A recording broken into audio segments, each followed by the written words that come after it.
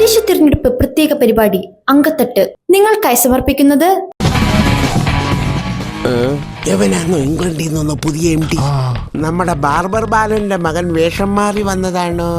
സംശയിക്കണ്ട, ഞാൻ ബാർബർ ബാലന്റെ മകൻ തന്നെ. പക്ഷെ എന്റെ അച്ഛൻ എന്നെ പഠിപ്പിച്ചത് Milwaukee academy. Milwaukee academy, the real mark of English, Kothamangalam. Classes for IELTS, OET, MOH, CGFNS, NCLEX RN and Spoken English. ഞാൻ എന്റെ മകനെയും മിൽവോക്കി അക്കാഡമിയിൽ IELTS ചേർത്തു. മക്കൾ അമേരിക്കയിലാണ്, ആസ്ട്രേലിയയിലാണെന്നൊക്കെ പറയുന്നതിലുമില്ലേ ഒരു സുഖം. Milwaukee academy, Kothamangalam. JJ golden diamonds 2 പതിറ്റാണ്ടിന്റെ പ്രൗഢ പാരമ്പര്യവുമായി മധ്യ കേരളത്തിലെ ഏറ്റവും വലിയ ലൈറ്റ് വെയ്റ്റ് ജ്വല്ലറി, ഏറ്റവും പുതിയ ലൈറ്റ് വെയ്റ്റ് സ്വർണ്ണാഭരണങ്ങളുടെ അതിവിപുലമായ കളക്ഷനുകൾ. 600 രൂപ മുതൽ തുടങ്ങുന്ന കുട്ടിമോതിരങ്ങൾ, 1000 രൂപ മുതൽ മൂക്കുത്തികൾ, 1 ഗ്രാമിൽ തുടങ്ങുന്ന ഡെയിലി വെയർ മാലകൾ, 2500 രൂപ മുതൽ കുട്ടിവളകൾ, 2 ഗ്രാം മുതൽ തുടങ്ങുന്ന സിംഗപ്പൂർ ഡിസൈൻ വളകൾ, 3 ഗ്രാം മുതലുള്ള പാദസരങ്ങൾ, 3 പവനിൽ തുടങ്ങുന്ന വെഡിംഗ് സെറ്റുകൾ, 3500 രൂപ മുതലുള്ള ഡയമണ്ട് ആഭരണങ്ങൾ, 92.5 ഇറ്റാലിയൻ വെള്ളിയാഭരണങ്ങൾ, കൂടാതെ 500 രൂപ മുതൽ തുടങ്ങുന്ന സ്വർണ്ണ സമ്പാദ്യ പദ്ധതിയിലൂടെ പണിക്കൂലിയും പണിക്കുറവുമില്ലാതെ സ്വർണ്ണാഭരണങ്ങൾ സ്വന്തമാക്കുവാനുള്ള അവസരവും. JJ ഗോൾഡ് ഇപ്പോൾ എല്ലാ ഞായറാഴ്ചയും തുറന്നു പ്രവർത്തിക്കുന്നു. ഒപ്പം ജ്വല്ലറിക്ക് പിന്നിലായി അതിവിശാലമായ കാർ പാർക്കിംഗ് സൗകര്യവും ഒരുക്കിയിരിക്കുന്നു. സത്യസന്ധത അത് അനുഭവിച്ചു തന്നെ അറിയൂ. JJ golden diamonds, opposite private bus stand, AM road, Kothamangalam. ഇപ്പോൾ നമ്മൾ എത്തിയിരിക്കുന്നത് കേരള കോൺഗ്രസ് ജോസഫ് വിഭാഗം കോതമംഗലം നിയോജക മണ്ഡലം ആക്ടിംഗ് പ്രസിഡന്റ് ശ്രീ ബാബു പോളിന്റെ സമീപത്താണ്. ഈ തെരഞ്ഞെടുപ്പുമായി ബന്ധപ്പെട്ടുകൊണ്ട് കേരള കോൺഗ്രസ് ജോസഫ് വിഭാഗവും ഐക്യജനാധിപത്യ മുന്നണിയും മുന്നോട്ട് വയ്ക്കുന്ന ആശയങ്ങളും കുറിച്ച് നമുക്ക് അദ്ദേഹത്തോട് ചോദിക്കാം. നമസ്കാരം. നമസ്കാരം. ഈ തെരഞ്ഞെടുപ്പുമായി ബന്ധപ്പെട്ടുകൊണ്ട് കേരള കോൺഗ്രസ് ജോസഫ് വിഭാഗത്തു നിന്നുള്ള കാര്യങ്ങളും ഐക്യജനാധിപത്യത്തിന്റെ കാര്യങ്ങളും പറയാമോ, ചർച്ച ചെയ്യാവോ? ഈ തെരഞ്ഞെടുപ്പുമായിട്ട് ബന്ധപ്പെട്ടുകൊണ്ട് ഞങ്ങൾക്ക് പറയാനുള്ളത്, ഈ നിയോജക മണ്ഡലത്തില് മുഴുവൻ ജില്ലാ പഞ്ചായത്ത് സീറ്റുകളും ഞങ്ങൾ ബഹുഭൂരിപക്ഷത്തോടെ വിജയിക്കും. അതുപോലെ തന്നെ ബ്ലോക്ക് പഞ്ചായത്തില് വളരെയധികം ബഹുഭൂരിപക്ഷമുള്ള ഡിവിഷനുകൾ കരസ്ഥമാക്കുന്നതിനോടൊപ്പം കഴിഞ്ഞ തവണ ഇടതുപക്ഷത്തിന്റെ കയ്യിലിരുന്ന ചില ഡിവിഷനുകൾ കൂടി UDF കരസ്ഥമാക്കും. മുനിസിപ്പാലിറ്റിയില് ബഹുഭൂരിപക്ഷത്തോടു കൂടി UDF അധികാരത്തിൽ വരുമെന്ന കാര്യത്തിൽ യാതൊരു സംശയവും വേണ്ട. അതുപോലെ ത്രിതല പഞ്ചായത്തില്, നമ്മുടെ ഗ്രാമപഞ്ചായത്തുകളില് മുഴുവൻ സീറ്റുകളും UDFന്റെ നേതൃത്വത്തിലുള്ള അധ്യക്ഷന്മാർ ഭരിക്കും. കാരണം ഇതെല്ലാം ജനങ്ങൾ കണ്ടുകൊണ്ടിരിക്കുകയാണ്. കേരളത്തിൽ നടക്കുന്ന മുഴുവൻ സംഭവങ്ങളും ജനങ്ങൾ കണ്ടുകൊണ്ടിരിക്കുകയാണ്. കേരളത്തിലെ ജനങ്ങൾക്ക് ജീവിക്കാൻ കഴിയാത്ത അവസ്ഥയാണ്. ടാക്സുകളുടെ വർധനവ്, എന്തെങ്കിലും ഒരു ക്ഷേമ പരിപാടികൾ നടത്തുകയാണെങ്കിൽ അപ്പോൾ അത് സാധാരണ ജനങ്ങളുടെയും പാവപ്പെട്ടവരുടെയും തലയിലേക്ക് അടിച്ചു വെച്ച് അവിടെ നിന്ന് ഫണ്ട് ശേഖരിക്കുക. അതിനുശേഷം എന്തെങ്കിലും ഒരു ചെറിയ എല്ലും കഷ്ണം വിട്ടുകൊടുക്കുന്ന ഒരു പരിപാടിയാണ് ഇപ്പോൾ കേരള സർക്കാർ ചെയ്തുകൊണ്ടിരിക്കുന്നതെന്ന് കേരള ജനതയ്ക്ക് ശരിക്കറിയാം.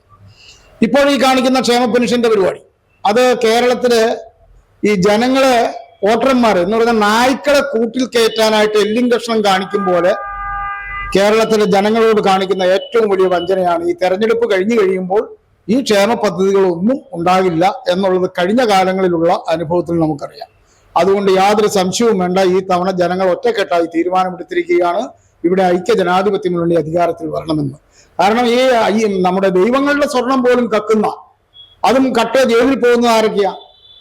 ഇവിടുത്തെ ഇടതുപക്ഷക്കാരന്റെ നേതാവും മുൻ MLA ഒക്കെ ഇന്ന് ജയിലിൽ കിടക്കുകയാണ്. ആ ജയിലിൽ കിടന്നുകൊണ്ട് അവര് ഞങ്ങൾക്ക് വോട്ട് ചെയ്യണമെന്ന് ഇടതുപക്ഷം പറഞ്ഞാൽ ആരെങ്കിലും വോട്ട് ചെയ്യുമോ? ഏതെങ്കിലും ഭക്തന്മാർ വോട്ട് ചെയ്യുമോ? അയ്യപ്പ ഭക്തന്മാർ വോട്ട് ചെയ്യുമോ? ഇത് പോട്ടെ, ഏതെങ്കിലും മതവിശ്വാസികൾ വോട്ട് ചെയ്യുമോ? കാരണം എല്ലാവർക്കും വരാൻ പോകുന്നത് ഇത് തന്നെയാണെന്ന് എല്ലാവർക്കും അറിയാം. അതുകൊണ്ട് ജനങ്ങൾ ഒറ്റക്കെട്ടായി ഒരു തീരുമാനമെടുത്തിരിക്കുകയാണ്. ഈ തെരഞ്ഞെടുപ്പിൽ ഐക്യജനാധിപത്യ മുന്നണി കേരളത്തില് എല്ലാ മണ്ഡലങ്ങളിലും അധികാരത്തിൽ വരാനുള്ള ശക്തമായ പ്രവർത്തനം ഞങ്ങളുടെ UDF പ്രവർത്തകർ സജ്ജമാക്കിക്കൊണ്ടിരിക്കുകയാണ്. ഈ കോതമംഗലം നിയോജക മണ്ഡലത്തിലെ മുഴുവൻ സീറ്റുകളും മുഴുവൻ പഞ്ചായത്തുകളും ഞങ്ങൾ അധികാരത്തിൽ വരും എന്ന കാര്യത്തിൽ താങ്കളിപ്പോ പറഞ്ഞല്ലോ, കോതമംഗലം അസംബ്ലി മണ്ഡലത്തിലെ ഭൂരിഭാഗം പഞ്ചായത്തുകളും ബ്ലോക്ക് പഞ്ചായത്ത് മുനിസിപ്പാലിറ്റികളെല്ലാം നേടുമെന്ന് പറഞ്ഞു.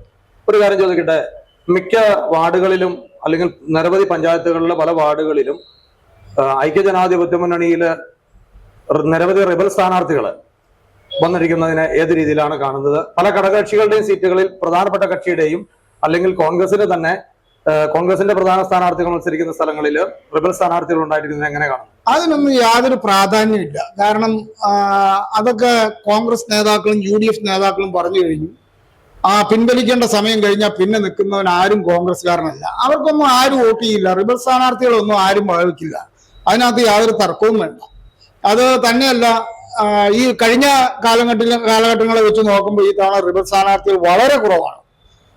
ഇനി ഞാൻ ഒരു കാര്യം കൂടി പറയാം. ഇത് കഴിഞ്ഞാൽ 6 മാസം കഴിഞ്ഞ് കഴിയുമ്പോൾ നിയമസഭാ തെരഞ്ഞെടുപ്പ് നടക്കുകയാണ്. നിയമസഭാ തെരഞ്ഞെടുപ്പിൽ ഒരു സംശയവും വേണ്ട, ഏത് സ്ഥാനാർത്ഥിയാണെങ്കിലും ആരുടെ സ്ഥാനാർത്ഥിയാണെങ്കിലും യുഡിഎഫിന്റെ സ്ഥാനാർത്ഥിയെ വൻ ഭൂരിപക്ഷത്തോടെ ജയിപ്പിക്കുവാൻ ഒറ്റക്കെട്ടായി പണിയെടുത്ത് ഞങ്ങളെല്ലാം മാറ്റിവെച്ചുകൊണ്ട് ഒറ്റക്കെട്ടായി പണിയെടുത്ത് വിജയിപ്പിക്കുമെന്ന കാര്യത്തിൽ യാതൊരു സംശയവും വേണ്ട.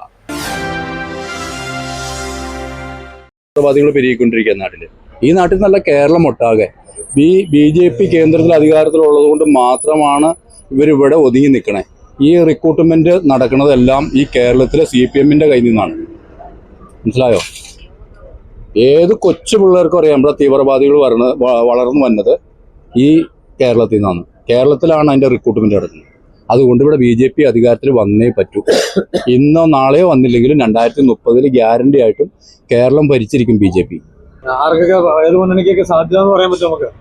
നമുക്ക് പറയാൻ പറ്റിയതായിട്ട് ഏതാ ഞാൻ പറയുന്നത്? പറയാനില്ല. എങ്ങനെയുണ്ട് ഇലക്ഷനൊക്കെ? കുഴപ്പമില്ല. ഏത് മുന്നണി ജയിക്കാനാ സാധ്യത ഇവിടെ കളങ്ങാടൊക്കെ? ഒന്നും പറയാൻ പറ്റില്ല. ഒന്നും പറയാൻ പറ്റില്ല. എങ്ങനെയുണ്ട് മാമർക്കണ്ണം തെരഞ്ഞെടുപ്പൊക്കെ? എങ്ങനെയുണ്ട്? അത് നമുക്ക് പറയാൻ പറ്റില്ലല്ലോ. പറയാൻ പറ്റില്ല. ആര് ജയിക്കാൻ കുട്ടമ്പഴ ആര് ജയിക്കാനാ സാധ്യത? ആരും അറിയില്ല. ആരും അറിയില്ല. ചിലപ്പോ കോന്നാൻ ചേട്ടനായിരിക്കും, ചിലപ്പോ സെൽമിയായിരിക്കും. അങ്ങനെ ആരോ ജയിക്കും അറിയാൻ പറ്റില്ലല്ലോ. എങ്ങനെയുണ്ട്?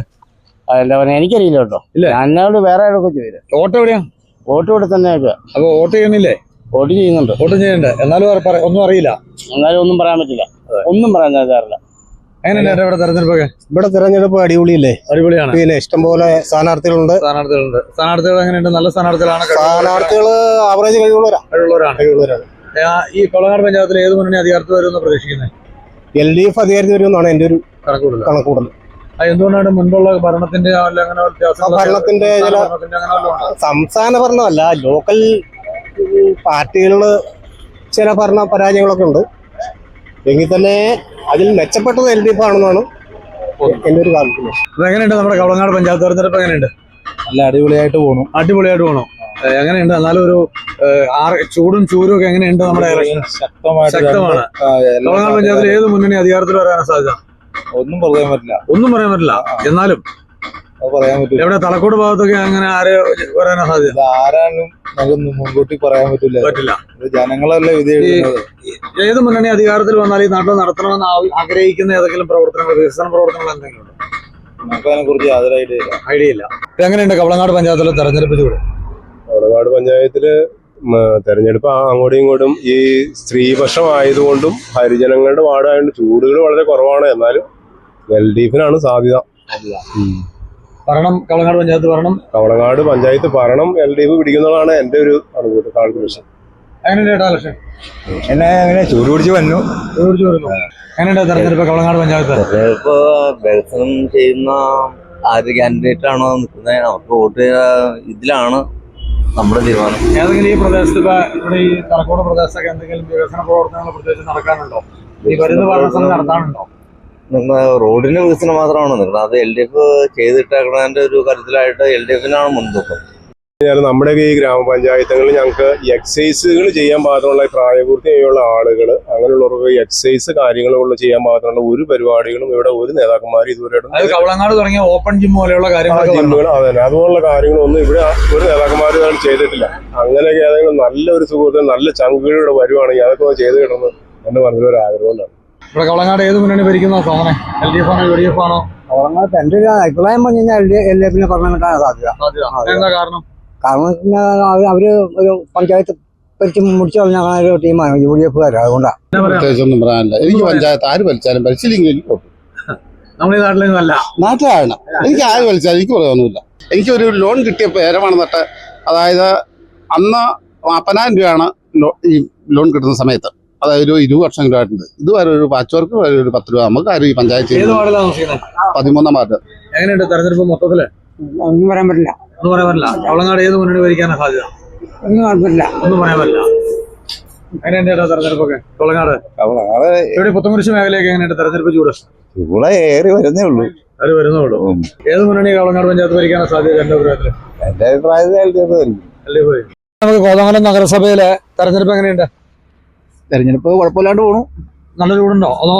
ചൂടുണ്ട്. എങ്ങനെയുണ്ട് ഇലക്ഷൻ? അടിപൊളി. ഏത് മുന്നണി മുനിസിപ്പാലിറ്റിയിൽ അധികാരത്തിൽ വരാനാ സാധ്യത? UDF വരും. UDF വരും. കഴിഞ്ഞ പ്രാവശ്യത്തെ ഭരണത്തിന്റെ ആണോ അതോ വേറെ എന്തെങ്കിലും ഇതുകൊണ്ടാണോ? അതൊന്നല്ല, ഇപ്പൊ ജനങ്ങൾക്കൊരു ഇതുണ്ടല്ലോ, ജനങ്ങൾക്ക് ഒരു വ്യക്തിപരമായ തീരുമാനം എടുക്കുന്നുണ്ട്. ഇതോടെ UDF വരുന്നതാണ് ജനങ്ങളുടെ ആഗ്രഹം എന്നാണ് പറയുന്നത്. ഇത് തന്നെ. ഇലക്ഷൻ എങ്ങനെയുണ്ട്? ഇലക്ഷൻ നല്ലതാണ്, ചൂടാണ്. കോതമംഗലം മുനിസിപ്പാലിറ്റി 27 വാർഡിനകത്ത് UDF-ന്റെ അംഗങ്ങൾ ജയിക്കും. 27 മൊത്തം 33. അതെ. 6 LDF ആണ് ഉണ്ടാവുള്ളൂ എന്നുള്ളതാണ്. LDF ഉണ്ടാവുമെന്ന് ഞാൻ പറഞ്ഞില്ല. 27 അംഗങ്ങള് കോതമംഗലം മുനിസിപ്പാലിറ്റിക്കകത്ത് UDF-ന്റെ ആൾക്കാർ ജയിക്കും എന്നുള്ളതാണ്. മൊത്തത്തിൽ കോതമംഗലം നഗരസഭ എങ്ങനെ വിലയിരുത്തേണ്ട? ഏത് മുന്നണി അധികാരത്തിൽ വരാനാ സാധ്യത എന്റെ അഭിപ്രായത്തിൽ? UDF വരണം എന്നാണ് ആഗ്രഹം.